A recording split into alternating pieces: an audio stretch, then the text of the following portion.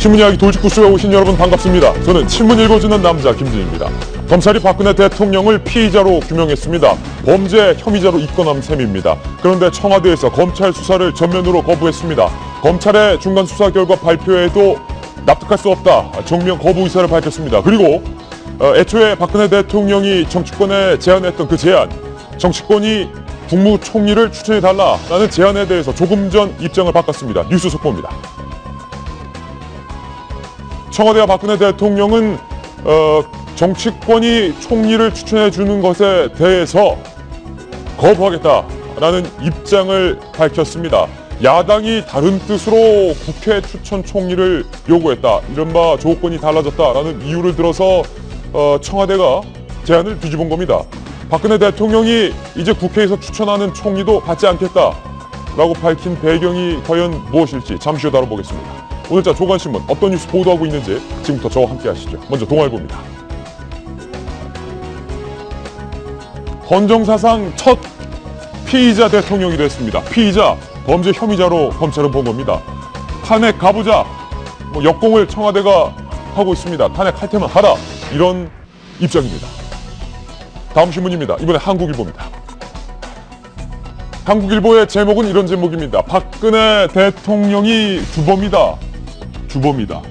검찰은 공범이다 라고 밝혔는데, 한국일보는 검찰이 기소된 내용을 봤을 때 대통령이 공범을 넘어서 주범이다, 같은 말이긴 합니다만 다르고 어다른 뉘앙스입니다. 다음 신문입니다. 이번엔 조선일보입니다. 청와대 입장 한번 볼까요? 검찰의 어제 발표에 대해서 검찰 발표는 상상과 추측이다, 조사받지 않겠다, 특검에 받겠다라고 말하면서 사상 누각이라는 한자성어를 썼습니다. 모래 위에 집은 지은 집이다, 실체가 없고 금방 무너질 검찰의 수사 발표다라는 입장을 밝혔습니다. 그런데 청와대의 지금 위치야말로 사상 누각은 아닐런지요. 다음 신문입니다. 이번에 경향신문입니다. 정치권 탄핵 급물살, 탄핵은 안 된다라는 야당의 입장이 조금은 바뀌었습니다. 이제 민주당도 탄핵에 대해서 동의를 했는데요. 야권의 대선주자들이 긴급회의를 가졌습니다. 탄핵으로 입장을 모아가고 있습니다. 그런데 탄핵을 하려면 이 탄핵 국면을 관리할 총리가 필요한다는 데에 대해서도 야권 대선주자들은 입장을 같이 했습니다. 국회 총선 총리 안 하겠다라던 문재인 전 대표 입장도 뒤집혔습니다.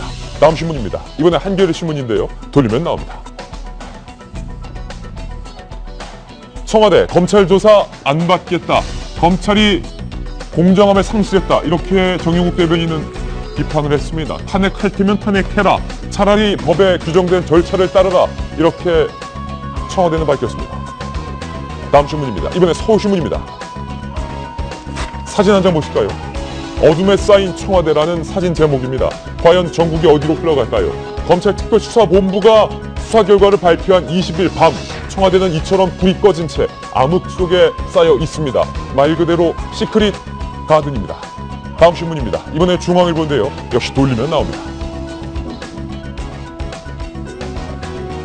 박근혜 대통령에게 적용된 범죄 혐의입니다. 검찰이 직접 지시한 겁니다. 1번 미르재단의 대기업 출연금 모금, 2번 롯데그룹 75억 원 지원, 3번 포스코그룹 배드민턴팀 창단, 4번 현대자동차 KD코퍼레이션 납품, 5번 KT 인사. 그런데 검찰은 이게 다가 아니다, 이렇게 밝혔습니다. 오늘 신문 이야기 돌직구쇼, 여러 가지 뉴스 중에서 과연 헌정사상 처음으로 피의자 신분이 된 박근혜 대통령의 입장은 무엇일지, 그리고 검찰이 보고 있는 대통령의 혐의는 무엇일지 집중해 보겠습니다. 시청자 여러분께서는 지금 고품격 뉴스 토크, 신문 이야기 돌직구쇼를 시청하고 계십니다.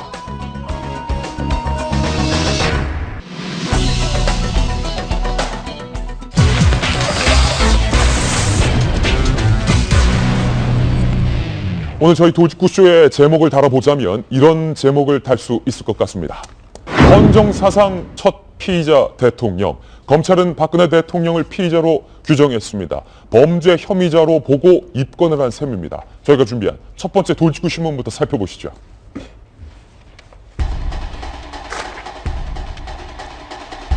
청와대의 검찰에 대한 입장은 이겁니다.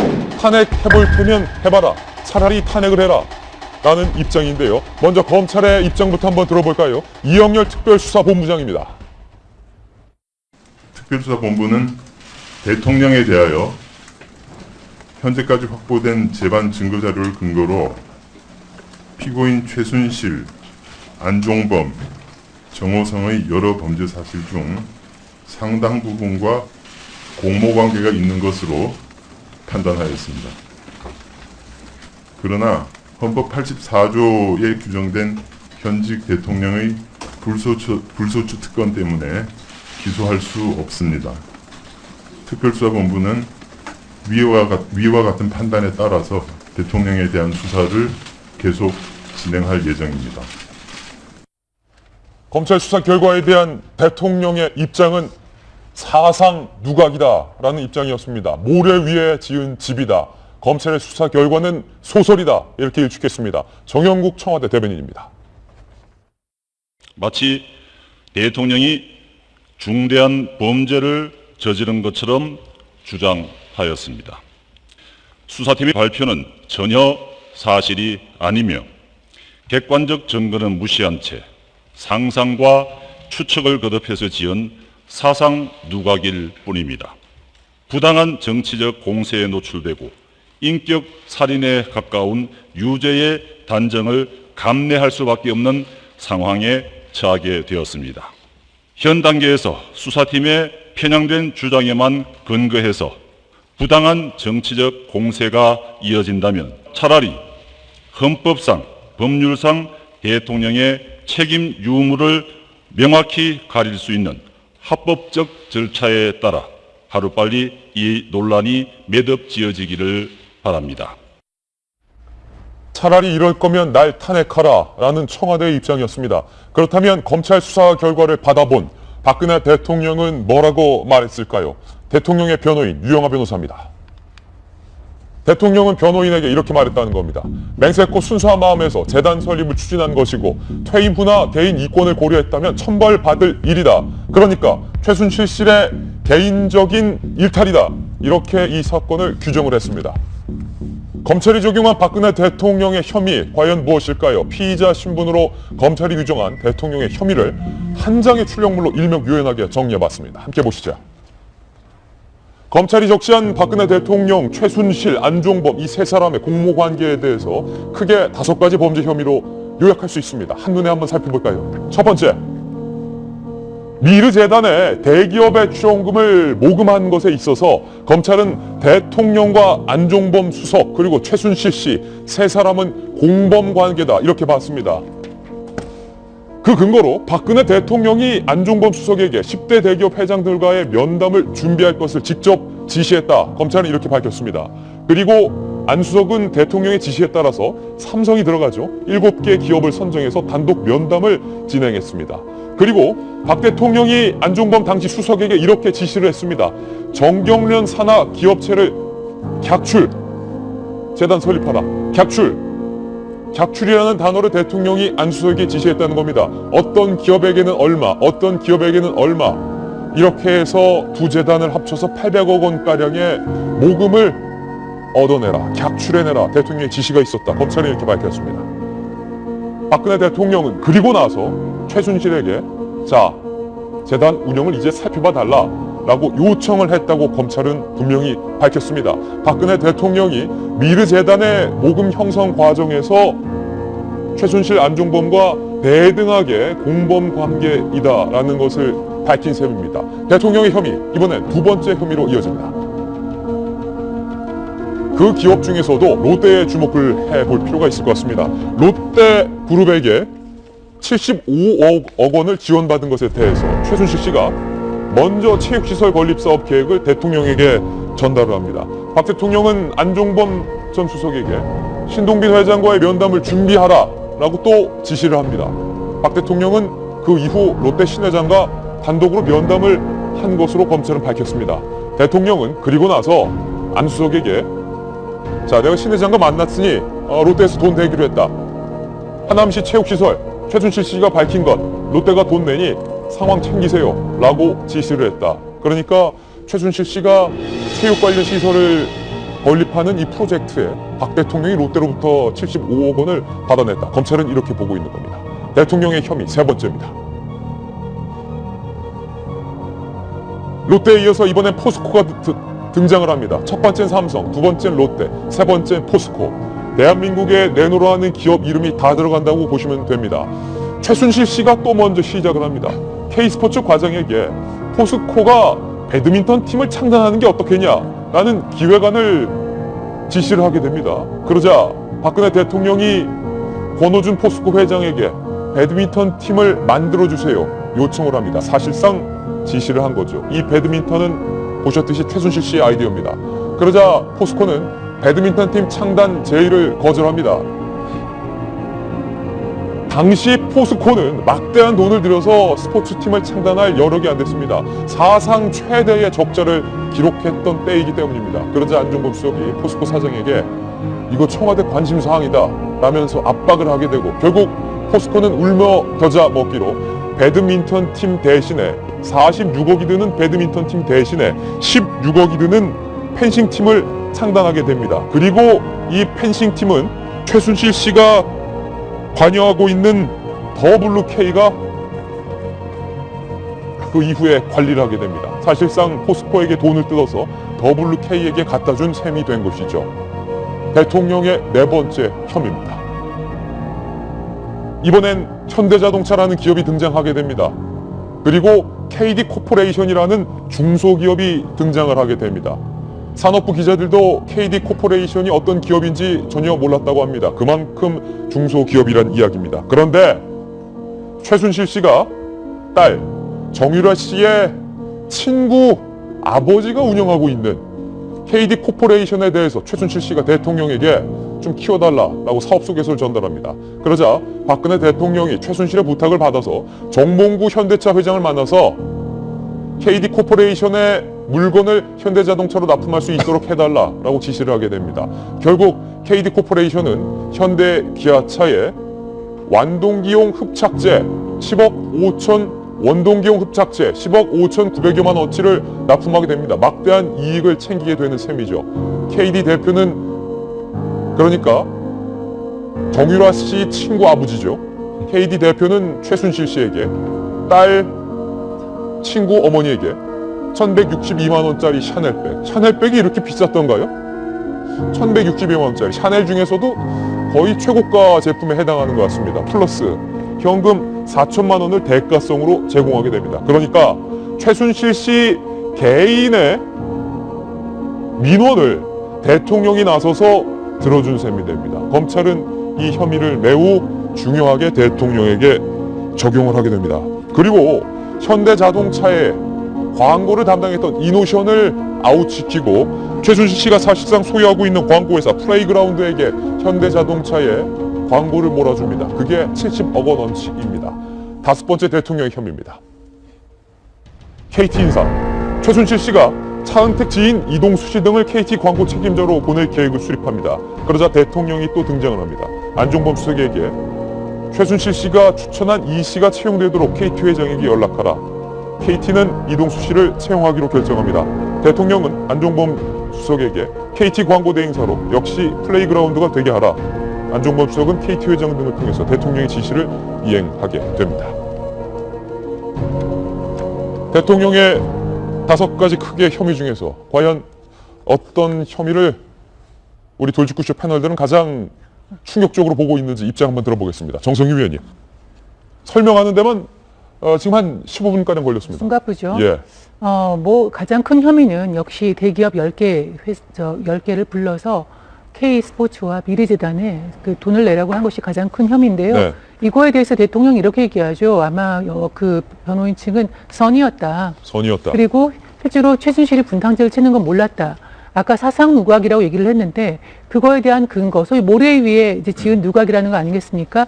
그 모래라는 것을 소위 증거를 무너뜨리는 그 이유로 대통령이 선의를 가지고 만든 것이지 이거를 뇌물이나 이런 걸 받은 것이 아니라고 하지만 그래도 이제 이것이 시작된 그 어떤 그 초점은 미르재단, 그다음에 K스포츠 재단이 그것이 가장 큰 혐의라고 볼 수 있겠네요. 1번이 가장 질이 나쁘다. 윤 시장은요?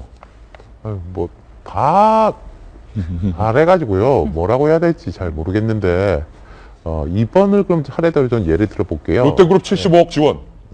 이것은 지금 여기 안 나와 있는 것하고 연결이 됩니다. 지금 검찰이 여기 없는 거는 죄가 없다가 아니라 바빠가지고 조금 있다가 할 것들이 있습니다라고 이제 예고를 해놓은 거예요. 예컨대 삼성이라든지 CJ 같은 데는 여기 이름이 빠졌지 않습니까?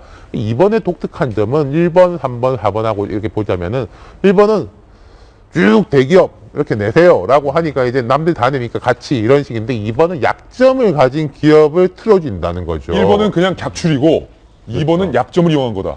그러니까 플러스 알파고 플러스 알파의 돈이 75억 원이나 되지 않습니까? 그래서 제가 이제 뭐 CJ, 삼성 이야기는 안 나왔다고 말씀을 드린 게 이제 CJ 같은 경우에는 줄줄줄줄 이야기하고 있죠. CJ는 공식대로 돈 낸 건 한 13억인가 밖에 안 돼요. 그런데 CJ의 모든 사업에다가 차은택, 뭐 최순실 이분들이 탁 빨대를 꼽아가지고 줄줄줄줄 하고 있으니까 CJ 입장에서 더 답답한 거죠. 차라리 돈 얼마 내고 딱 끝나면 모르겠는데 하나에다 다 붙어가지고 하는 것이고, 삼성 같은 경우에는 이제 최순실 씨한테 직거래를 했지 않습니까? 38억인가 보낸 거. 그런 부분들의 대표적인 게 이제 2번 롯데그룹이다. 그러니까 뭐 완전히 이거는 권한을 남용해가지고 돈을 뜯어낸 거죠. 직권남용의 대표적인 사례다. 저는 여기서 이제 4번이 어제 가장 재밌었어요. 왜냐면 다른 내용들은 이미 좀 많이 밝혀진 거였는데 이 KD 코퍼레이션은 약간 생소한 거였고, 그동안은 이제 재단과 그 대기업들 통해서 뭐 차은택 씨나 뭐 최순실 씨나 개입한 이런 내용이었는데, 이거는 자기 딸 정유라 씨 친구의 아버님이 하시는 그 회사라는 거 아니에요? 그래서 실제 현대 쪽에 뭐 10억 원이 넘는 그 돈을 그걸 납품하게 하고, 중간에 최순실 씨가 실질적으로 이익을 취득을 한 거잖아요. 샤넬백이 1,100만 원이 넘는 샤넬백과 4천만 원 현금을 받았다고 하니까, 저 부분은 정말 자기 스스로 이제 주변 사람들, 그러니까 대기업이나 이런 데 찾아가서 돈을 내라는 거는 기본인 거고, 저렇게 친구 그 아빠의 민원까지 해결해주는 그런 상황 정말 꼼꼼했다라는 생각이 들고요. 예. 저는 이게 다가 아니라고 봅니다. 그 검찰이 좀 더 밝혀져야 될 부분인데, 이거는 여러 가지 중에 하나가 아닐까라는 생각이 듭니다. 샤넬백 한번 자세히 한번 얘기 나온 김에 볼까요? 최순실 씨가 딸 친구 아버지의 민원을 들어주는 대가로 1,162만 원짜리 샤넬백을 받았다. 그리고 현금 4천만 원을 대가성으로 챙겼다. 박 대통령은 결국 최순실 씨 개인의 민원을 들어주기 위해서 대통령이 직위를 남용한 셈이 됩니다. 딸 친구 아버지의 민원을 해결해 줬다. 그거는 대통령이 어떻게 해서 아까 그 대변인이 말한 대로 사상 누각이다. 어떻게 무너뜨릴지 모르겠어요. 이건 분명하게 나온 팩트 아니겠습니까? 그런데 이제 정유라 친구의 이제 아버지가 하는 회사인데 아마 부품업체인 것 같습니다. 여기가 현대자동차에 납품을 할 수 있도록 해달라는 이제 청탁을 받았는데, 백도 좋아요. 대통령한테 바로 민원을 하는 겁니다. 네. 그러니까 이제 대통령이 챙겨봐라고 안종범 수석한테 이제 얘기를 하니까 안 수석이 현대자동차에 정몽구 회장한테 전화를 해서 좋은 기업이라니까 한번 챙겨봐라. KD 코퍼레이션이. 예, KD 코퍼레이션이 좋은 기업이니까 챙겨봐라. 하니까 이제 누구 얘기라고. 그래서 10억을 같이 땄습니다. 물감을 따고 나서 이제 감사하다는 취지로 그 정유라 친구의 아버지가 1,162만 원짜리 샤넬백과 함께 현금 4천만 원을 받았고요. 심지어 좀 더 서비스, 애프터 서비스. 대통령 순방할 때 이 기업도 같이 가게끔 해가지고 이 기업도 대통령 경제사절단 해외 나갈 때 같이 가지 않습니까? 같이 갈 수 있도록 그렇게 해줬다는 겁니다. 애프터 서비스까지 해줬다? 그렇죠. 이게 저는요, 단순하게 지인의 민원을 들어주는 정도로 끝나는 게 아니라요. 현대차, 기아차는 대한민국의 현재를 있게 만든 대한민국 글로벌 대기업입니다. 현대차, 기아차 같은 자동차 회사는 스스로 대한민국 경쟁력을 키워나가는 이유가요. 수많은 납품업체들로부터 중소기업들과 상생할 수 있게 만들기 때문에 대한민국의 경제를 활성화시킬 수 있는 거거든요. 기업이 최대 이윤 창출을 위해서는 가장 좋은 제품을 써갖고선 최고의 제품을 만들어야 되는데, 이 KD 코퍼레이션이라는 제품을 어떤 제품인지 알지도 못하면서 추천했기 때문에 갖다 쓴다라면, 이것 때문에 현대차, 기아차의 자동차 제품의 질이 떨어질 수 있는 거고, 그것 때문에 지금 저도 현대차, 기아차를 타고 있습니다만은 불만이 많거든요. 예. 이 불만이 만약에 이걸 보다가 이런 식으로 납품업체 쓰니까 질이 떨어지네? 이러고 나서 고객들이, 대한민국 국민들이 현대차, 기아차 외면하면 그 책임은 어떻게 질 겁니까? 이 원동기용 흡착제가 정확히 무엇인지는 기술적으로 들어가 봐야겠지만 네. 어쨌든 동력 계통, 엔진과 직간접적으로 연관된 부품 아닙니까? 제 차에 문제가 있는 게 바로 엔진 계통에 문제가 있다라고 이번에 리콜 대상이 된 차인데, 예. 그런 부분들을 보게 되면 굉장히 화가 날 수밖에 없는 거고, 결국 이거를 지금 검찰이 적시한 내용들을 보게 되니까 박근혜 대통령이 실질적으로 정몽구 회장을 만나갖고서는 해달라고 지시를 했다라는 거예요. 여지까지 청와대와 대통령이 얘기했던 많은 부분들이 선의로 했다고 얘기를 하는데, KD 코퍼레이션 어떤 회사인지 알고 얘기하신 겁니까? 예. 이 회사의 경쟁력은 알고 얘기하신 거예요. 예. 수많은 납품회사들이 하나라도 더 대기업에 어떻게든 내 좋은 제품을 내기 위해서 노력하는 사람들이 있는 건데 그런 사람들이 만약에 이 기사를 보게 된다면 얼마나 허망하고 허탈하겠습니까? 기업이 자율적인 시장 경쟁 그 체제 속에서의 경쟁 의지를 완전히 무너뜨려버린 행위이기 때문에 저는 4번과 같은 행위는 용납할 수 없는 부분으로 봐요. 전반적으로 보면 박근혜 대통령이 공과 사의 구분이 전혀 없는 분이다라는 게 눈에 확 들어오는데요. 공사의 구분이 없었다. 예, 근데 저는 특히요, 두 번째 예. 롯데그룹에 75억 원을 달라고 대통령이 직접 만나가지고 하는 이야기가 만나고 나서 아마도 롯데에서 75억이 갈 것이다. 이걸 보면 어제 검찰 공소장이 나왔을 때 전반적으로 증거에 철저히 충실해서 나온 공소장이었거든요. 예. 그러다 보니까 좀 아쉬운 게 있었어요. 일반 국민들이. 이거 분명히 뭐 제3자 뇌물죄라든가 이런 것들이 적용이 돼야 되는데도 불구하고 왜 그게 나오지 않았을까. 보십시오. 롯데그룹을 불러가지고 저 돈을 내놔라. 대통령이 직접 지시를 했단 말이죠. 근데 그 당시 롯데는 뭡니까? 만신창이가 나는 기업이고 정말 약점이 엄청 많은 사냥감의 첫 번째 대상이거든요. 그걸 대통령이 불러가지고 이야기하면서 사냥감이다. 그렇죠. 75억 원을 내면 어쩌면서 그 당시 구속될 뻔했지 않습니까? 예. 오름이 너무나 많았죠. 이것은 전형적인 제3자 뇌물죄에 해당되는 것이고 더 중요한 것은 뭐냐면 어제 이제 검찰이 증거에 충실하다 보니까 또 대기업들을 불렀을 때 그 사람들을 피해자로만 불렀었거든요. 예. 진술을 듣기 위해서. 그런데 그러다 보니까 마침 대기업들은 피해자인 양 착각할 수가 있단 말이죠. 그런 어떤 의미에서는 자기들의 어떤 이 형사 책임을 면하기 위해서 대통령이 원한 대로 따라줌으로 해서 또 대가성이 충분히 있던 것이거든요. 그런 부분이기 때문에 바로 롯데 75억 저런 사건을 수사에 들어가면 이 검찰이 대통령에 향한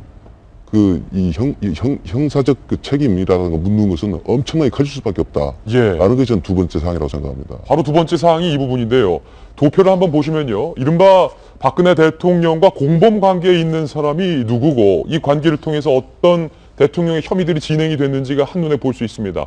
검찰은 박근혜 대통령을 참고인에서 말씀드렸던 것처럼 피의자 신분으로 조정을 했습니다. 더 이상 이 사건의 참고인이 아니라 대통령이 최순실 그리고 정호성 그리고 안종범과 공범 관계다. 범죄 혐의자다. 공동범죄 혐의자다. 검찰은 이렇게 보고 있는 겁니다. 최순실을 통해서 대통령의 직권남용 그리고 강요를 최순실을 통해서 했고요. 그리고 최순실과 공범관계에 있는 정호성 비서관, 최순실과 공범관계에 있는 안종범 전 수석을 통해서 대통령이 직권남용 강요 각 그룹들에게 그리고 조금 전 표에 나왔지 않은 이 부분 대통령과 정호성 전 비서관의 관계는 공범관계인데 이 공범관계는 바로 정호성을 통해서 최순실에게 누설돼서는 안 되는 공무상의 비밀이 누설이 됐다는 겁니다. 과연 정호성 비서관을 통해서 대통령의 문건이 얼마나 그리고 어떤 문건들이 유출이 됐는지 저희가 그 문건 제목과 시점만 이렇게 일목요연하게 한 장의 표로 정리를 해봤는데요. 보이십니까? 이렇게 많습니다. 연설문 표현 몇 문장만 고쳐줬다는 최순실 씨의 변명은 그리고 대통령의 해명은 사실이 아닌 것으로 밝혀졌습니다. 정호성 전 청와대 부속 비서관을 통해서 대통령이 최순실에게 유출한 47개의 기밀 문건입니다. 2013년 1월부터 올 4월까지 전체 문건은 내려가지 마세요. 180건이 사실상 유출이 됩니다. 그런데 크게 양보해서 180건 중에서 좋다. 기밀 아닌 건 제외하고 기밀인 것, 그러니까 절대 유출돼서는 안 되는 것만 추려봤는데 그게 47개의 문건이 해당됩니다. 리스트입니다. 2013년 1월 15일부터 시작을 하게 되는데 중국 특사단 추천 의원, 중국 특사단 인선 기준 및 대상자, 절대 유출돼서는 안 되는 인사에 관한 그런 문서입니다. 그리고 2014년 3월 1일 볼까요? 세상에 국가정보원장을 누구를 내정할지 인선 발표하니 3월 1일에 최순실 씨에게 갑니다.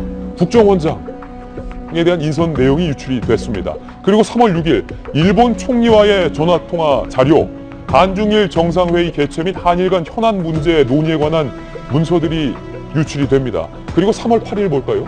한미 정상회담 해외 순방 추진안이라는 문서가 유출이 됩니다. 그리고 3월 13일에는 차관 인선안, 경제수석, 민정수석 지시사항, 감사원장, 검찰총장 인선안도 정호성을 통해서 최순실에게 유출이 됩니다. 국정원장 인선안에 이어서 감사원장, 검찰총장 인선안도 넘어가게 된 셈입니다. 그리고 4월 24일 부총리 보고안건 검토, 그리고 8월 4일 청와대 비서진 교체 내용이 일개 개인인 최순실에게 사전에 정호성을 통해서 유출이 됩니다. 그리고 2014년 3월 27일 드레스덴 연설문, 4월 14일 계절풍이라는 이름의 문서가 최순실에게 넘어가는데, 이 계절풍이라는 문서가 어떤 문서냐면 사우디아라비아 등 중동 국가 순방과 정상회담 일정을 일목요연하게 한 장의 파일로 정리해 놓은 파일 이름이 바로 계절풍입니다. 그리고 같은 해 9월 선인장이라는 이름의 문건이 넘어갑니다. 이건 대통령의 이탈리아 순방 일정표고요. 그 전에 8월에는 북극성이라는 이름의 문건이 유출되는데 대통령의 미국, 캐나다, 북미 순방 상세 일정입니다. 파일 이름에 코드명처럼 계절풍, 북극성, 선인장이라는 이름을 붙여 놓은 겁니다.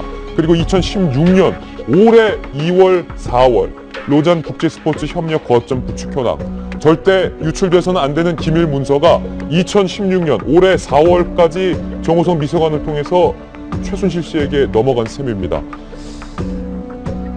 이 보면은 여기서 하나 알 수 있는 거 있습니다. 우선 대통령이 거짓 해명을 하셨습니다. 대통령이 제1차 대국민 사과 때 취임 초기에 아직 그 청와대 비서실이 세팅이 되지 않아서 일부 표현에서 이제 도움을 받았다라는 것만 인정을 했거든요.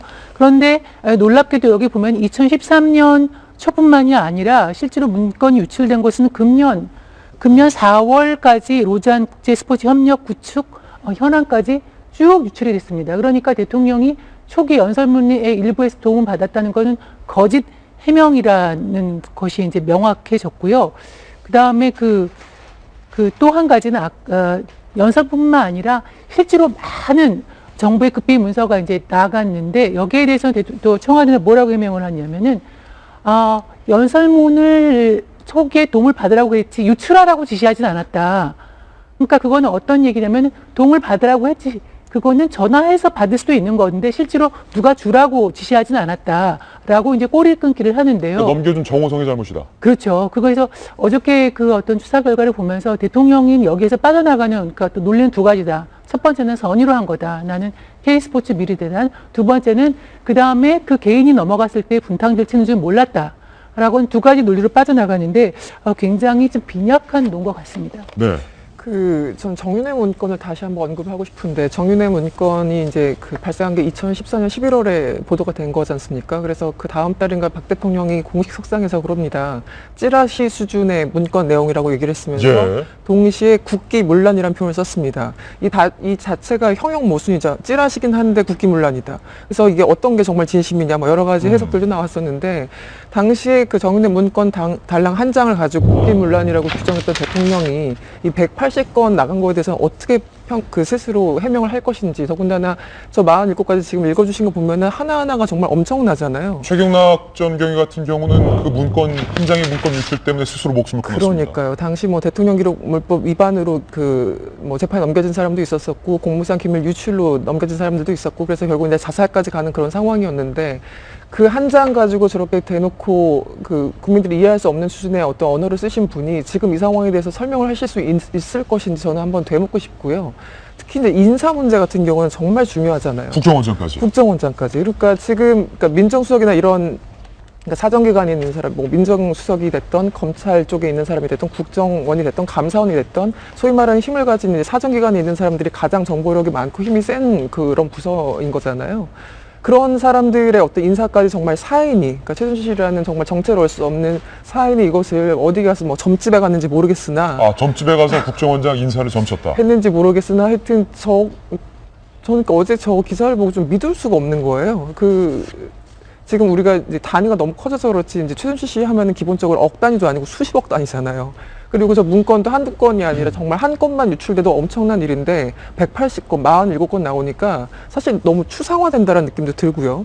여기에 대해서 청와대가 어떻게 해명을 할 수 있을 건지 저는 뭐 다른 거 다 차치하고 굉장히 듣고 싶습니다. 국정원장 인선에 대해서, 검찰총장 인선에 대해서 사전에 그 정보가 최순실 씨에게 넘어간 것에 대해서 청와대에게 책임을 추궁해야 된다. 그렇죠. 명확한 말씀인데 한 가지 궁금한 게 있는데 윤태구 실장께서 오랜 시간 청와대 출입 기자를 하셔서 잘 아실 것 같은데 청와대 비밀 문건 중에서 대통령의 해외 순방과 관련된 문건에는 유독 코드명, 마치 암호처럼 북극성, 선인장, 계절풍 뭐 이런 이름이 원래 붙습니까? 네, 그런 걸 붙입니다. 한 몇 나라를 이제 같이 가기 때문에 예를 들어서 미국, 캐나다, 북미 순방 같은 경우에는 아마 저게 북극 항로로 갔을 거예요. 그래서 예. 북극성이라고 하고 북극 항로로 가서. 사우디에는 뭐 계절풍이라고 붙이고 뭐 오스트레일리아 같은 데 가면은 오대양 행사 뭐 이런 식으로 붙여요. 동상적으로. 근데 이게 되게 많아서 대단하다고 그러시잖아요. 빙산의 일각이에요. 이거 자세히 보십시오. 2014년 3월까지 나온 거는 태블릿 PC 안에 있는 겁니다. 전부 다. 여기까지는요? 예, 예. 그 탭 안에는 그까지만 있고, 이제 그 다음에 나온 거는 계절풍하고 북극성하고 선인장은 TV조선에서 그 화면 잡으면서 거기에 딸려가지고 온 거예요. 그 교문수서실 입시 전형 관련 개선 방안 같은 경우에는 그 최순실 사무실에서 흘리고 간 거고, 예. 2016년 요 몇 가지는 이제 미르재단 관련된 걸로 나오는데, 그럼 그 중간에 없었느냐? 없는 게 아닐 게, 이거는 아까 제가 말씀드린 2014년 3월까지는 이메일로만 간 거. 근데 지금 여기에 본 거를 보면은 팩스, 이메일, 하드카피 세 가지로 오거든요. 인편으로도 온다고 그래요. 인편으로 온 건 거의 많이 없앴습니다. 증거인멸을 탈탈탈하고 그 압수수색이 늦었지 않습니까? 그렇기 때문에 못 찾은 걸 뿐이고 더 많았다는 방증이 있죠. 왜 뭐 청와대는 물어보라고 그랬다고요? 근데 정호성 전 비서관 휴대폰에서 음성 파일이 나왔지 않습니까? 최 선생님한테 컨펌 받았나요? 라는 게 나왔지 않습니까? 그럼 이제 2014년 3월 이후로도 쭉 있었다는 뜻이고, 흘리고 간 게 2010년 2월 달의 것이니까, 이거 나머지는 더 있는 거죠. 그리고 예. 텍스트, 이메일, 하드카피가 제가 처음부터 말씀드렸는데, 최순실 씨가 이 이메일을 열어본 게 그 태블릿 PC만이 아닐 거라는 거예요. 그레이트팍 1819라는 아이디하고 비밀번호가 있으면은 우리 집에서도 열어볼 수 있고 딴 데서도 열어볼 수 있지 않습니까? 그 태블릿 예. PC에 있는 거는 그 태블릿 PC에서 열어봐서 그 기기에 다운받은 게 그만큼이라는 거지 전체 다가 이거라는 뜻이 전혀 아니라는 거죠. 그리고 예. 그 방증은 뭐 컨펌 받았나요? 이런 걸로 나타나는 겁니다. 예, 방금 언급했듯이 새로운 문건이 넘겨졌다라는 시점이 바로 2016년. 그러니까 올해 4월까지도 최순실에게 문건이 넘어간 것으로 검찰은 밝혀냈습니다. 그런데 박근혜 대통령은 1차 대국민 사과 때 과연 언제까지 최순실에게 도움을 받았다고 말했었을까요? 다시 한번 들어볼까요?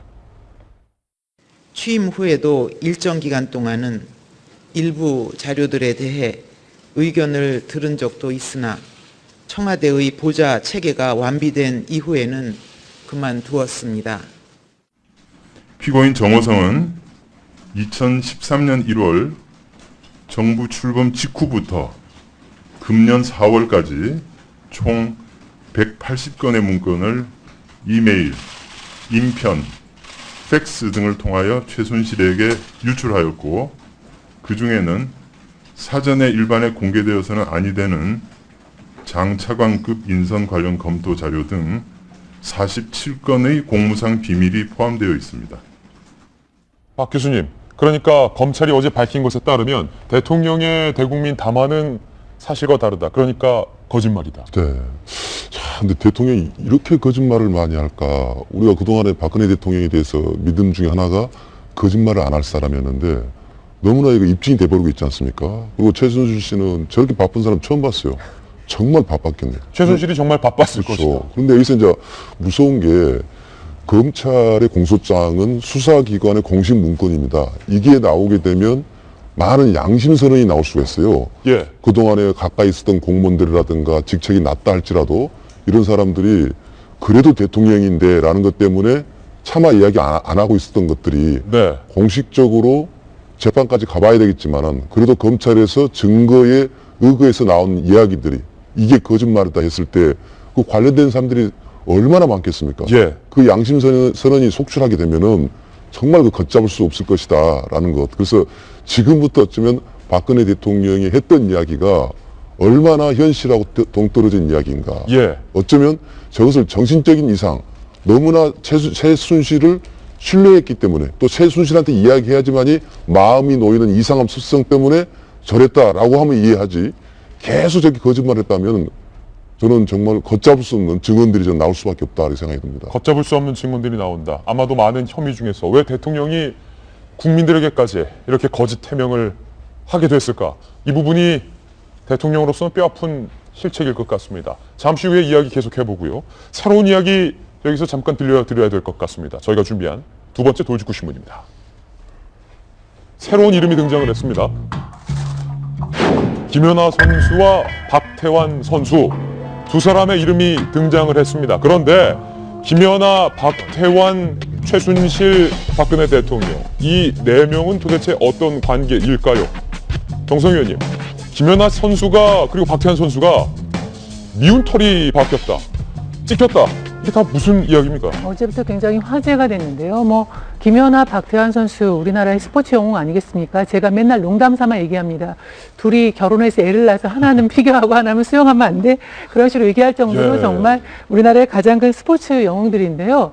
이 두 사람이 박근혜 대통령하고 이 박근혜 정부 들어서는 잘 안 나갔다는 겁니다. 그래서 이유가 뭐냐? 그 김연아 선수는 우리 그 차은택이 주도했던 늘품체조 시연회가 있었는데, 정아름 선수가 그 친구가 나와서 했는데, 거기 행사에 문체부에서 나와서 이제 시연을 해달라고 했는데 그거를 거절을 했다는 거죠. 아, 늘품체조 시연회에 김연아 좀 나와달라. 근데 거절했다고요? 네. 그리고 동계올림픽에 이제 스포츠 영웅을 만들려고 하는 것도 좀 본인이 여러 가지 사정상 본인이 좀 거리를 놓는데, 그 다음에 이제 평창올림픽에 그 스포츠 영웅을 뽑는데 투표를 1위를 했습니다. 당연히 평창올림픽 하면은 김연아 선수가 가서 이명박 대통령과 같이 가서 가져온 거 아니겠습니까? 근데 거기서도 탈락을 했고, 평창 기념주화에서 뭐에서 탈락했다고요? 스포츠 영웅 투표로 했는데 거기서 1등을 했는데도 거기서 탈락을 했고요.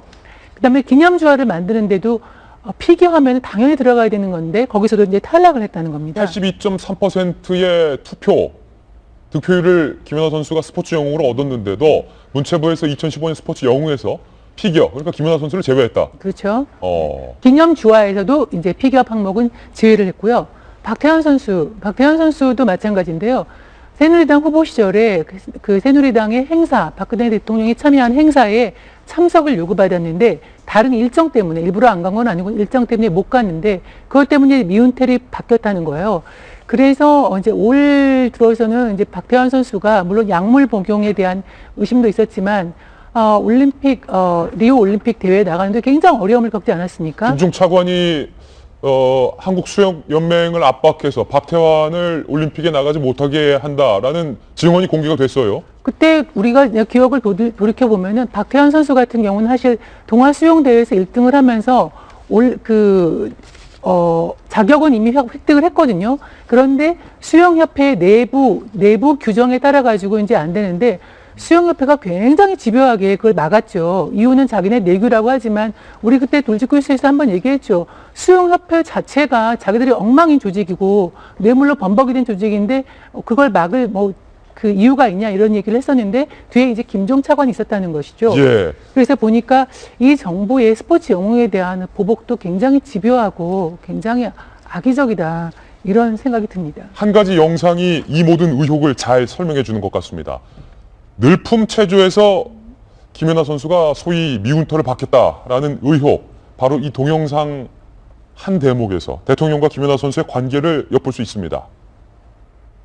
자, 그 이후에 있는 공식 행사에서 박근혜 대통령이 김연아 선수의 손을 잡았지만 김연아 선수가 대통령의 손을 슬쩍 빼는 듯한, 그리고 대통령의 대화에도 김연아 선수가 대통령의 대화에 응하지 않는 듯한 두 사람의 관계가 상당히 뻘쭘하고 그 이후에 다 같이 손을 잡아야 하는 시간인데도 불구하고 김연아 선수는 대통령의 손을 끝까지 잡지 않고 있는데 이 장면 이전에 이른바 늘품 체조에 참여해달라라는 요청을 거절을 했고 그렇기 때문에 김연아 선수가 스포츠 영웅에서 제외가 됐다라는 건데 왜 그때 대통령의 손을 김연아 선수가 안 잡았는지 이제야 이해가 되겠다라는 반응이 많습니다.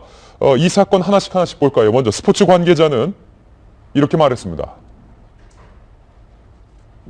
정부가 김연아를 활용해서 동계 스포츠 활성화 프로젝트를 기획했지만 김연아 선수 측이 고사해서 무산된 것으로 안다. 이렇게 밝혔습니다. 최순실 씨의 조카 장시호 씨의 측근이 장시호 씨가 김연아는 늘품 체조시연에 아는 것 때문에 찍혔다. 쟤는 문체부에 찍혔어. 안 좋아. 라고 이야기를 했다라는 뉴스도 보도가 됐습니다. 그리고 나서 김연아 선수는 스포츠 영웅에서 제외가 됩니다. 그런데 김연아 선수뿐만 아니라 박태환 선수도 이른바 찍혔다. 박태환 선수 측이 김종 이 차관과의 대화를 녹음했습니다. 녹취록 공개했습니다. 올림픽 출전을 안 하면 내가 이후를 보장해 주는 거지. 스폰서 해주려는 기업도 나타나서 태환아 이렇게 말을 하는 겁니다. 야, 그 동국대 교수 해야 될 거 아니야. 단국대 교수 해야 될 거 아니야. 단국대 교수가 최고야. 교수가 돼야 너가 뭔가를 할 수 있어. 우리랑 앙금 생기면 단국대가 부담 안 가질 것 같아. 올림픽에 나가지 말라고 김종 차관이 끈질기게 겁박을 하고 협박을 합니다. 박태환 씨의 측근은 이렇게 말했습니다. 김종 전 차관이 차은택 최순실과 가까운 김종 전 차관이 올림픽 출전을 포기하면 뒤를 봐주겠다. 단국대 교수 시켜주겠다라는 취지의 발언을 했다. 이렇게 밝혔고요. 대한체육회 관계자는 왜 박태환이 찍혔냐? 대통령이 한나라당 의원 시절에 주최한 행사에 박태환이 참석하지 않아서 미움털이 박혔다라는 증언도 있다. 결국에는 김연아, 박태환 모두 대통령이 관심을 갖고 있는 행사에 참석하지 않았기 때문에 찍혔다는 건데 김병민 의원님 상당히 개연성이 있어요. 저 사람들 주특기가 남 협박하는 것 같아요. 저는 갑자기 저 장면을 보면서 뭐가 떠올랐냐면요. 올 초에 우리 그 총선 과정에서 협박해갖고서는 형 내가 별의별 거 다 갖고 있다니까 거기 가면 안 돼 라고 해서 공천 포기한 다음에 옆 지역구로 옮기라 해서 옮겼더니만 공천 안 줬잖아요. 그러니까 아마 김종 차관이 저는 박태환 선수가 김종 차관의 말을 듣고 야 이거 정부가 나를 크게 이렇게까지 생각하면 나가면 안 되겠구나 생각해서 안 나갔으면 교수 자리 챙겨주고 기업 후원 붙여줬을까라고 생각하면 저는 안 그랬을 거다라는 생각이 들거든요. 그러니까 정말 못된 사람들인데 박태환 선수가 리오올림픽에 나가갖고서는 사실 이번에 성적이 좀 좋지 않았잖아요. 그래서 무슨 일일까라는 여러 가지 국민들이 걱정도 하게 되고 일각에서는 박태환 선수를 보면서 아이고 이제 끝났구나라는 생각도 하게 됐을 텐데 이런 일련의 과정들이 있었던 상황을 딛고서는 올림픽에 나가는데 어떤 선수가 좋은 성과 내겠습니까? 대한민국 리오올림픽에서 수영이 이번에 거의 전무한 성적을 거두게 한 부분에는 김종 전 차관을 비롯한 사람들의 역할이 너무 크다고 할 수 있고요. 김연아 선수는 갑자기 오버랩 되는 게요. 이명박 전 대통령이랑 평창 동계올림픽 유치하는 과정에서 막 환호하면서 즐거워했던 장면들이 생각이 나는 거예요. 대한민국에서 동계올림픽이라는 것들을 유치하면서 진짜 동계올림픽의 꽃으로 부릴 수 있었던 거는 김연아 선수의 역할이 큰데 그렇게 따냈던 평창 동계올림픽을 누가 망가뜨리고 있습니까? 얼마 전에 봤던 홍보 영상도 마찬가지고요. 개막식장, 폐막식장에 엉뚱한 회사 끼어들어갖고서는 지금 본자체 벌이려고 하는 게 장시호 씨가 했다라는 게 다 밝혀지고 있는 건 아니겠습니까? 뭐 동계 스포츠 영재센터인가요? 이런 거 만들어 갖고서는 뒤로 자기 이익을 착복하려고 하고 이런 사실의 빙산의 일각만 김연아 씨가 알았더라도 저 같아도 전혀 상종하고 싶지 않을 것 같다는 생각이 드는데 김연아 씨는 아무튼 이번 사건을 계기로 다시 한번 국민 영웅으로 또다시 떠오를 것 같다는 생각이 드네요. 김연아 선수, 박태환 선수 두 가지 의혹이 동시다발적으로 제기된 거라 좀 나눠서 얘기해 볼까요? 김연아 선수의 동영상 한번 다시 보겠습니다. 윤태곤 실장님. 김연아 선수의 동영상을 한번 다시 보면 박근혜 대통령이 하여튼 이 모든 사건 이후에 공식 행사에서 손을 잡으려고 하는데 김연아 선수가 재차 손을 빼는 듯한 장면. 저 당시 이 영상 채널A가 당시에 단독 보도했었습니다. 그러면서 김연아 선수와 대통령 사이에 뭔가 문제가 있는 거 아니냐라는 채널A의 단독 보도가 있었는데 그 원인이 지금 나온 거군요. 그러니까 이게 사실 정치인이라면은 김연아 선수 같은 이제 빅스타를 좀 옆에 세우고 싶어 하죠. 아마 그건 뭐 누구나 마찬가지일 겁니다. 저는 그 마음 자체에 대해 가지고는 이해를 하는 편인데 그 안 한다고 여기서 불이익을 주면 안 된다는 거예요. 뭐 속으로야 좋지는 않을 수 있겠지만 저런 식으로 스포츠 스타한테 불이익을 준 대통령은 저는 처음 본 것 같아요. 지금 표정을 한번 보면요.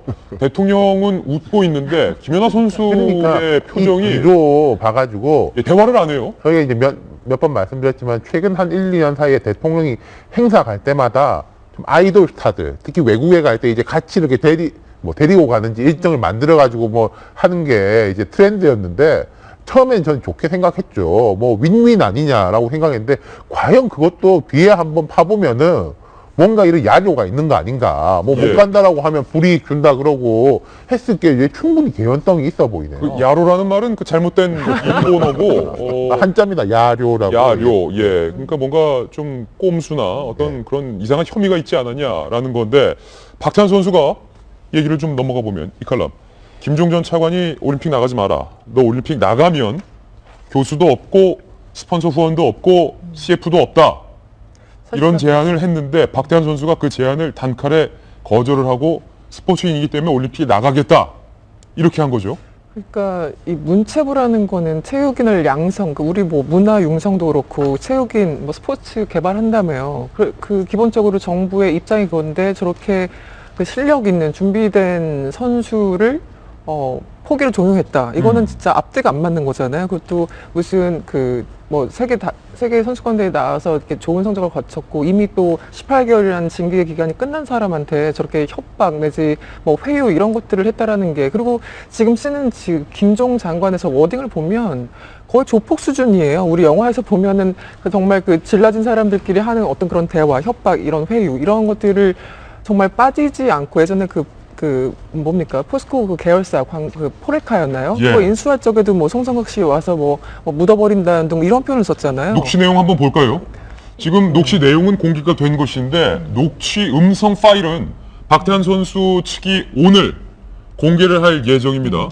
오늘 혹은 내일 공개를 할 예정인데, 내용을 보면 뭐 스폰서 보장해주겠다, 교수 시켜주겠다. 뭐 광고 뭐 이런 얘기까지 하면서, 그러니까 지금 송성각 씨나 뭐 김종 차관이나 그리고 뭡니까 그 조원동 경제수석이나 뭐 CJ 압박할 때나 이런 워딩들을 보면은 너무나 정말 그 조폭 이상의 어떤 단어를 쓸 수가 없을 만큼의 어떤 그 저렴한 단어들을 계속 쓰면서 사람들한테 저렇게 압박을 하는 걸 보면 도대체 우리나라 그 소위 말하는 그 지도자 위치에 있었던 사람들이 어느 정도 수준이었는지, 저는 그 사람들이 지금 매주마다 토요일마다 그 집회를 나가는 게 여러 가지 비리 의혹 이런 것도 있지만 정말 저런 수준의 사람들이 차관을 하고 장관을 하고 뭐 경제 수석을 하고 있었구나, 이런 거에 대한 어떤 굉장히 허탈함과 수치심 이런 것이 아닌가라는 생각이 들고요.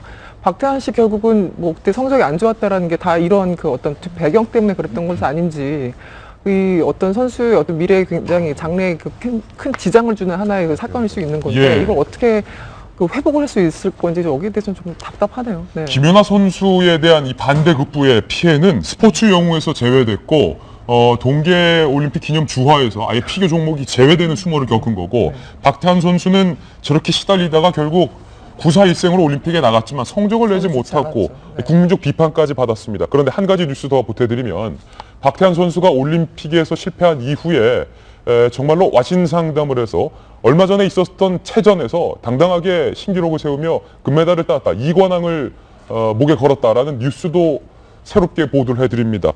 박 교수님, 결국에는 누가 더 피해를 받냐 뭐 이렇게 구분할 수 없었지만, 박태환 선수의 입장에서는 어떤 선수의 명예와 선수의 기록과 선수의 성적이 지대한 영향을 받았던 셈이군요. 그렇죠.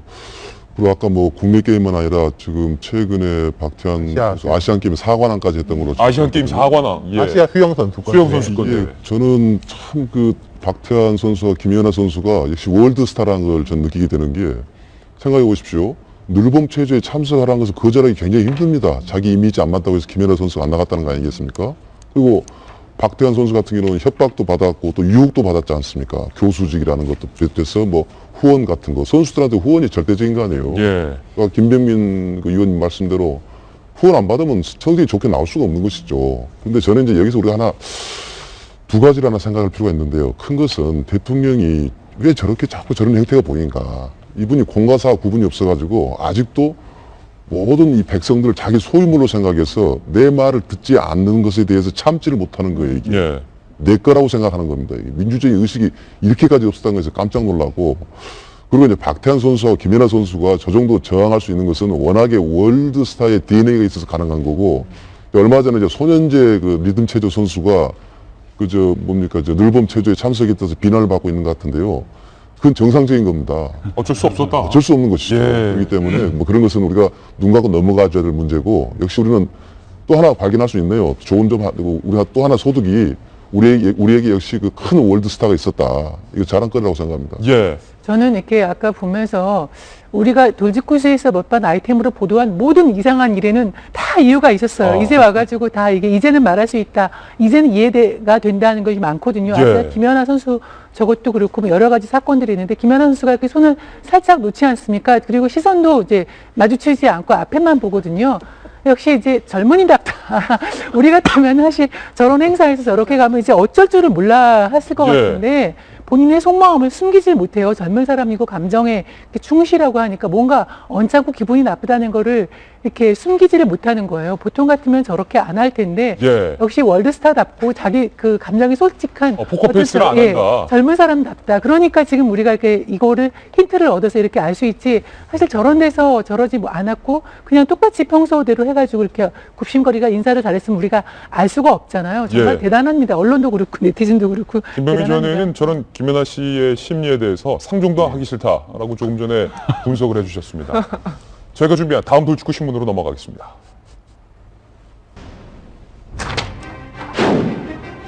청와대가 세월호 참사가 발생하던 날 대통령이 어디에 있었는지 밝혔습니다.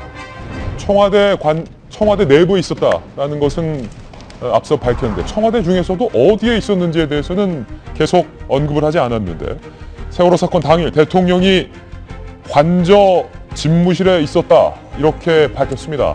관저 집무실, 그러니까 일선에서 성형시술, 이른바 프로포폴설은 사실과 다르다. 청와대에서 이렇게 해명을 한 셈인데요. 이수경 칼럼니스트, 청와대의 관저, 이거 어떤 곳입니까? 말 그대로 어떻게 보면 그냥 대통령이 쉴 수 있는 집인 거죠. 예를 들어 우리가 뭐 그 집에 있다가 출퇴근을 하잖아요. 그렇다면 이제 본관, 그러니까 집무실이 관저에도 있고 본관에도 있는데 결국은 집에서 근무를 했다는 얘기밖에 지금 안 되는 겁니다. 그래서 예전에 청와대 해명을 예전에 들어보면은 뭐 이전 대통령들도 가끔 이제 피곤하실 때 관저에 있는 집무실에서 집물 보곤 했으니까 이거는 뭐 전혀 이상한 건 아니다. 뭐 그럴 수 있다고 봅니다. 어쩌다가 이제 관저에서 일을 할 수도 있는데 전날은 그래서는 안 되는 날이잖아요. 그 세월호 그러니까 아이들이 300명 이상의 사람들이 죽어가고 있는 와중에 관저에 있는 한마디로 집에 있는 서재에서 일을 했다고 생각할 수 있는 건데요. 그러니까 지금 네티즌들이 반응이 그런 거죠. 집에 있다가도 놀라서 뛰쳐나와야지 그게 정상인 건데 어떻게 집에 저렇게 몇 시간 동안 있었는지, 그리고 저번에 우리가 여기서 한번 다뤘지만 2시간 반 이상 동안 8차례 보고가 올라갔는데 단 한 차례의 지시도 없었다라는 것, 그리고 중본에 간다라는 얘기를 하고도 2시간이 넘어서 5시 15분에 중대본부에 나와서 전혀 상황과 맞지 않고 그 전체적인 줄거리에 대해서 전혀 알지 못한 상황에서 엉뚱한 질문을 했다라는 거, 이거 다 봤잖아요.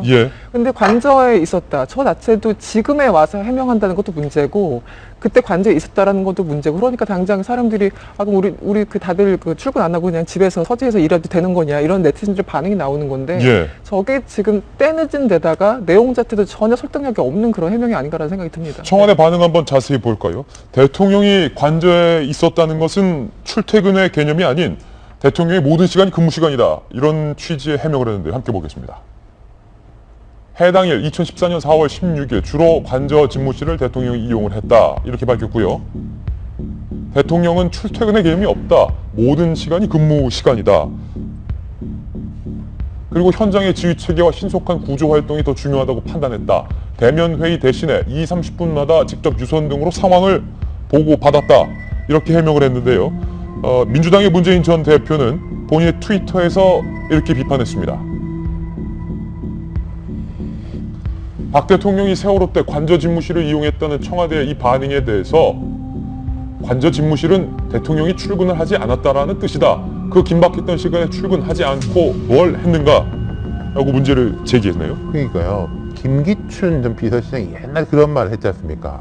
대통령은 눈 떠서부터 눈 감을 때가 일하는 시간이다. 이거랑 이제 관저 집무실 연계된 이야기인데요. 저거 문재인 전 대표 말씀이 정확한 게, 헐리우드 영화를 보면은 에어포스 원이라는 비행기가 있잖아요. 대통령 이제 전용기. 근데 이게 사고를 당해가지고 대통령이 이렇게 다른 비행기로 옮겨 타는 경우가 있죠. 구조를 당하는. 그럼 그때부터 그 비행기가 에어포스 원이 되는 겁니다. 에어포스 원의 개념은 물리적인 비행기의 개념이 아니라 대통령이 타 있는 비행기를 에어포스 원이라고 하거든요. 지금 이 청와대에서 해명하는 것도 그런 식인 거예요. 대통령이 있으면은 거기가 집무실이다라는 건데 그거는 일반적인 이야기하고 많이 다른 거고 관저 집무실이라는 것은 내실에 연결된 이게 책상이 있는 조그만 자리인데 예. 그럼 처음에는 그랬다 치더라도 누가 뭐 대통령 보고 대면 회의를 많이 하라고 한 것도 아닌데 왜 안 나오고 오후 5시 반까지 거기에 있었느냐. 그리고 유선 보고를 계속 유선 및 서면 보고를 받았다는 건 그때 우리 여러 번 이야기했지만은 그건 보고서가 올라간 거고 거기에 대해서 대통령이 대답은 한 게 없다니까요. 그걸 가지고 이제 20분, 30분마다 서면 보고를 받았다라고 하면은 제가 말하자면은 TV 켜놓고 있으면서 24시간 동안 촉각을 곤두세우고 있습니다. 라고 말하는 거하고 전혀 다를 바가 없다. 예. 그럼 청와대가 지금까지 명확하게 말한 건 두 가지입니다. 굿하지 않았다, 성형시를 하지 않았다. 외에서는 한 발자국도 못 나간 거고 더 크게 말하자면은 지금 청와대 이런 식의 이상한 대응 자체가 더 매를 부른다. 제가 조금 이따 이건 유영하 변호사에 대해서 한번 다시 이야기하면서 말씀드리겠습니다. 예. 세월호 때 무엇을 했는가라는 의혹에 청와대 입장은 결국 기존의 입장과 달라진 것이 없다라는 주장이신데 세월호 당일에 무엇을 했는가라는 의혹 말고도 무수히 많은 의혹들이 제기가 됐습니다. 보도가 됐고요. 그런데 청와대 홈페이지에 이것이 팩트다라는 코너가 신설이 됐습니다. 청와대가 적극적으로 의혹에 대해서 대응을 하겠다라는 방침인 건데 그동안에 이것이 팩트다에 제기된 청와대의 입장들 그리고 그 의혹들이 무엇인지 한번 짚어보겠습니다. 차움병원에서 길라임 하지원 씨의 드라마 이름 길라임이라는 걸 사용한 것에 대해서 청와대의 해명은 이렇습니다. 그건 대통령이 직접 요청한 게 아니라 병원 직원이 길라임이라고 만든 거다. 대통령이랑 길라임 아무 상관없다. 병원 직원이 그냥 붙인 거다. 근데 궁금한 건 병원 직원이 아무 관련 없이 길라임이라는 이름을 썼을까? 그냥 병원 직원이 당시 드라마 시크릿 가든을 너무 좋아했던 것일까? 아니면 병원 직원이 대통령과 길라임이 닮았다고 느꼈던 것일까? 알 수가 없습니다. 두 번째 의혹. 장시호가 개설해서 대포폰을 사용했다는 것에 대해서는 공식 전화기 이후엔 쓰지 않았다. 촛불 집회 와중에 대통령이 잠이 보약이다. 종교 지도자를 만나서 했다라는 의혹에 대해서 보약이라는 말은 쓰지 않았다. 간절히 원하면 온 우주가 도와준다라는 특정 신앙의 영향을 받은 것. 이거 최순실 씨의 어떤 주술적 의미에 대해서 대통령이 영향을 받은 거 아니냐. 급기야 최순실 씨가 이거 써준 거 아니냐. 뭔가 이상하다. 뭔가 무속적이고 토속적이다. 주술적이다. 이런 의혹에 대해서 이것은 브라질의 한 문호가가 쓴 소설 속에 이 표현이 등장한다. 이 책 한번 보고 싶어요. 브라질의 문호는 왜 간절히 원하면 온 우주가 도와준다라는 말을 썼는지 그리고 트럼프 당선인이 대통령을 비하했다는 의혹에 대해서 없는 사실을 일부 언론이 보도한 거다. 경호실이 최순실을 집 근처에서 경호했다라는 의혹에 대해서 경호실 규정에 근거해서 대통령 조카를 경호한 거다. 최순실이 1호기 타고 순방동에 갔다. 사실무근. 세월호 사고 당시 간호장교가 청와대 출입했다. 사실무근다. 통일 대박 최순실 아이디어다. 민주평통 간담회에서 나온 말이다. 세월호 7시간 부재 의혹에 대해서 관저 집무실에 보고받았다. 청와대가 이렇게 뭐랄까요? 적극적이라고 할까요? 아니면 사안을 세부적으로 나눠서 일일이 대응하기 시작했다. 이 전략. 주말에 있었던 모 방송 프로그램이 세월호 7시간에 대한 의혹을 보도하니까 많은 사람들이 관심을 가졌거든요. 거기에 앞서서 선제적으로 청와대 홈페이지에 이러한 코너를 만든 게 아닌가라는 생각이 들어요. 그렇기 때문에 여러 가지 사실이 아닌 부분을 바로잡고 싶겠다라는 욕심도 있겠으나 이거 이제 안철수 전 대표가 아마 비난을 했던 걸로 알고 있는데 지금 100% 공감을 하거든요. 청와대가 어쨌거나 대한민국 국민의 세금으로서 국가를 위한 일에 써야 되는 예산을 가지고 이건 어찌 보면은 대통령 개인의 사생활에 해당되는 부분일 수도 있는 건데 유영하 변호인이 얘기했던 것처럼 여성으로서의 사생활을 존중해달라고 했으면 여성으로서의 사생활과 대통령의 사생활에 관한 부분들을 굳이 청와대와 이 공식 기관이 나서갖고서는 이렇게까지 할 필요가 있겠는가라는 생각이 드는 거고요.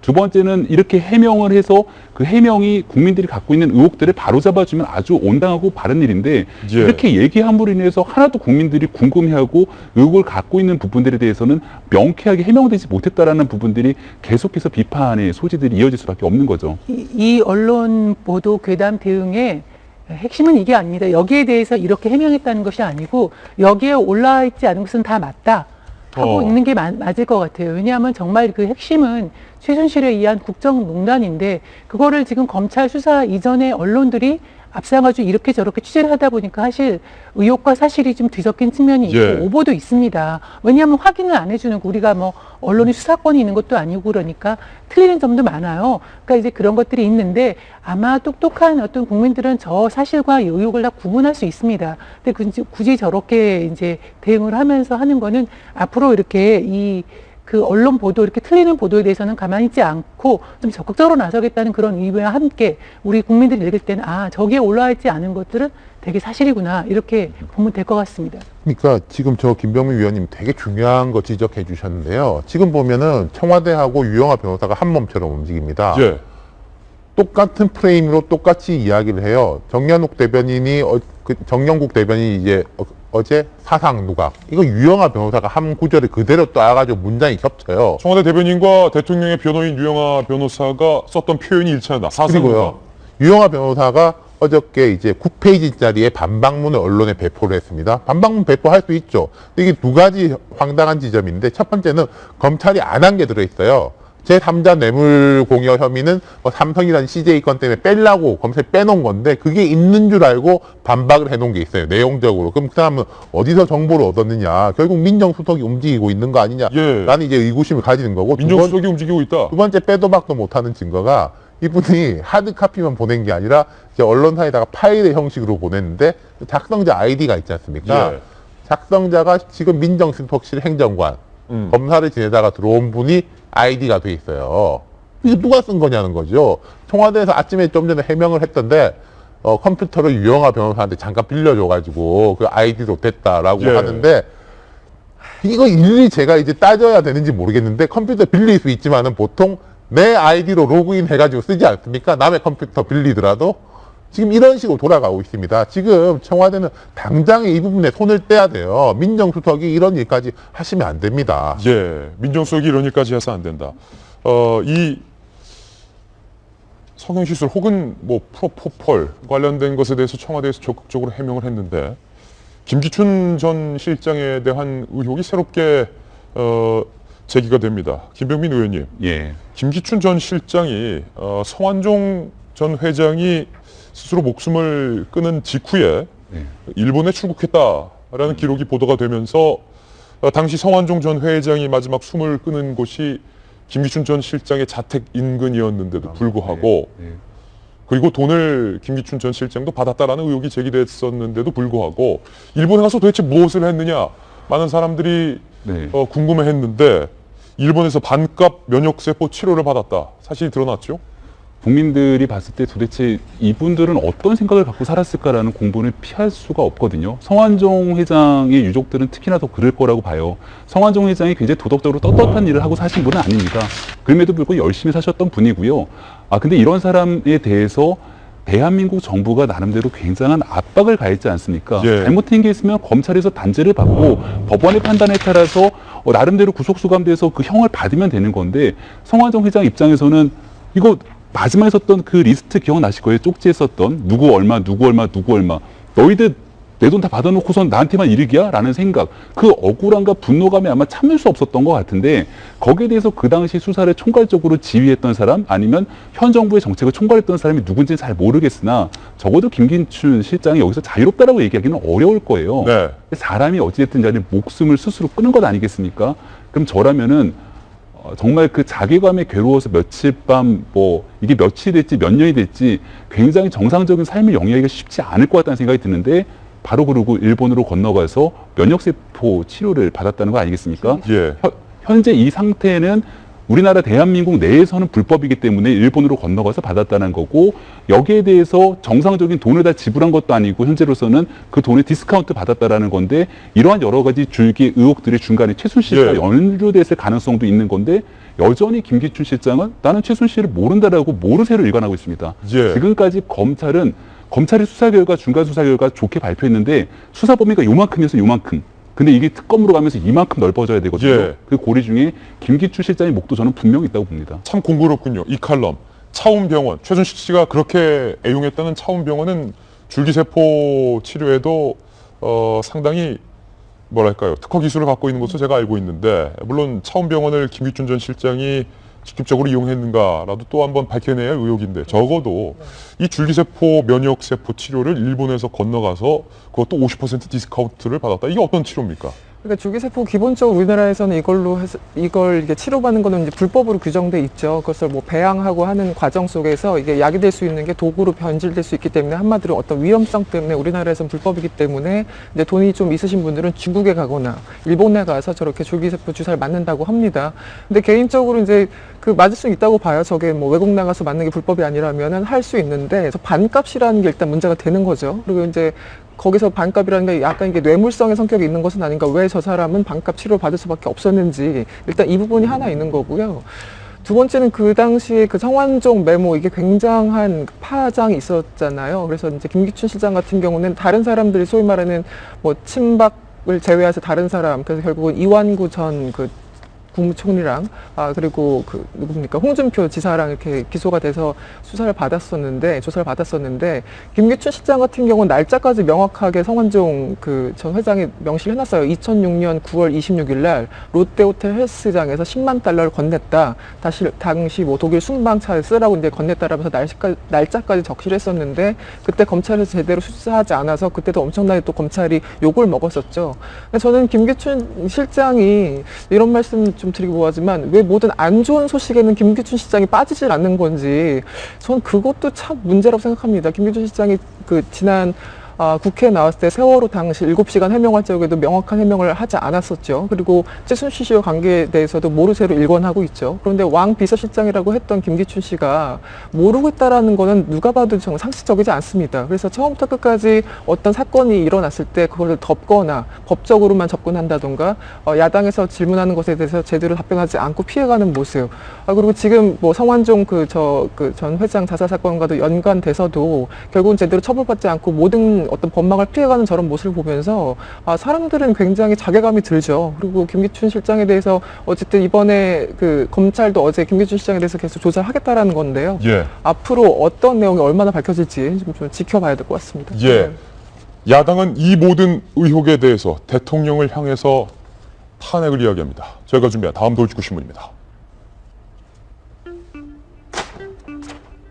야 대권 주자들은 박근혜 대통령의 탄핵을 추진하겠다. 야 대권 주자들 8인이 한자리에 모였습니다. 뭐라고 말했는지 직접 한번 들어보시죠. 먼저 퇴진을 선언하고 이후에 질서 있게 추진할 수 있는 방안을 국회와 협의하기 바랍니다. 지금이라도 대통령이 그런 결단을 내려준다면 대통령이 명예롭게 퇴진할 수 있도록 협력하겠습니다. 박근혜 대통령은 수사 협조 약속마저 어겼습니다. 오히려 국정에 복귀하고 있습니다. 오히려 반격에 나서고 있습니다. 질서 있는 퇴진과 함께 여야 합의 총리 선임과 탄핵에 대해서 병행 추진해야 될 때입니다. 대통령의 임기는 사실상 끝이 났습니다. 민심이 바다에서 이미 대통령은 탄핵받으셨습니다. 야권이 힘을 모아서 저 주권자들의 뜻을 받들기 위해서 우리는 함께 힘을 모으자. 책임자들을 법정에 세워서 죗값을 치르게 해야 됩니다.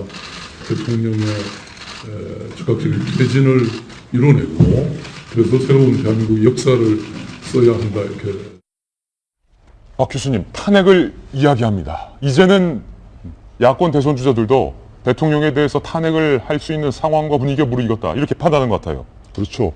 지금은 탄핵이 어떤 선택의 그 수단이 아니고 필수적으로 가야 될 길 중에 하나가 이제 탄핵이 됐고요. 또 어쩌면 대통령의 마지막은 탄핵 받아서 물러나기보다도 그 전에 또 하야 내지 퇴진이 사실상 이루어질 수 있는 가능성이 상당히 높다고 볼 수가 있는데요. 여기서 이제 우리가 탄핵에 대해서 지금 청와대에서 좋아 그럼 탄핵하자 이렇게 이야기를 했단 말이죠. 세계적으로 현직 대통령이 내 탄핵을 한번 해보자라고 이야기한 사람은 없습니다. 예. 어떻게 보면 좀 미안한 이야기지만 막합바식 발언이에요.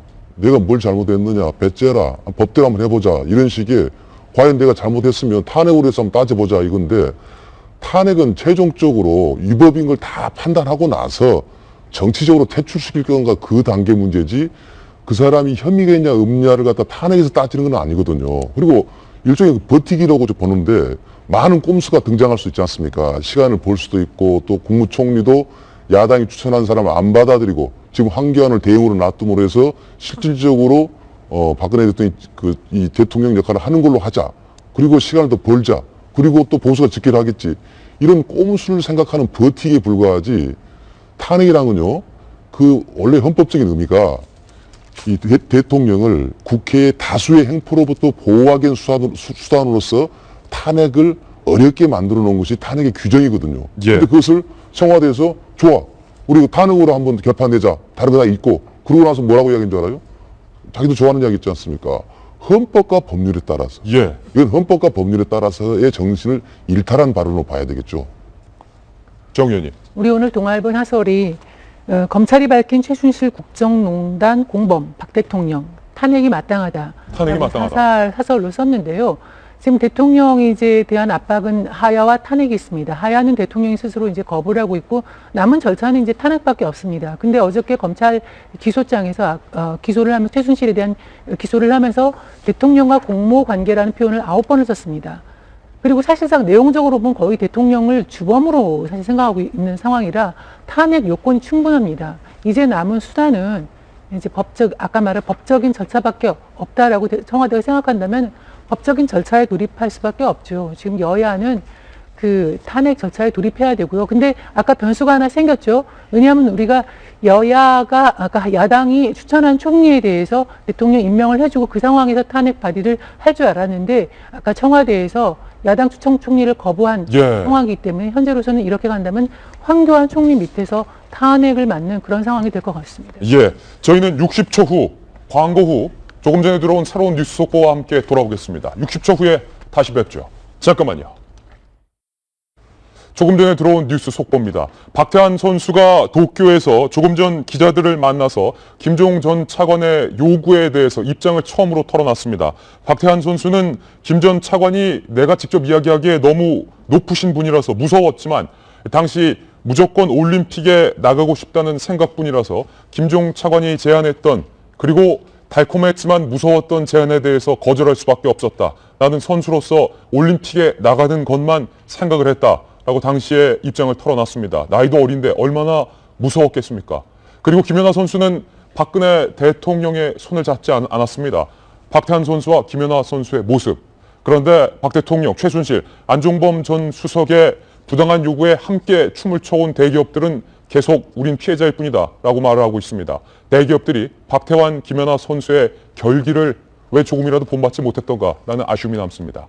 저희는 내일 아침 9시에 더욱더 풍성한 뉴스로 돌아오겠습니다. 오늘 하루는 분명 어제보다 더 나을 겁니다.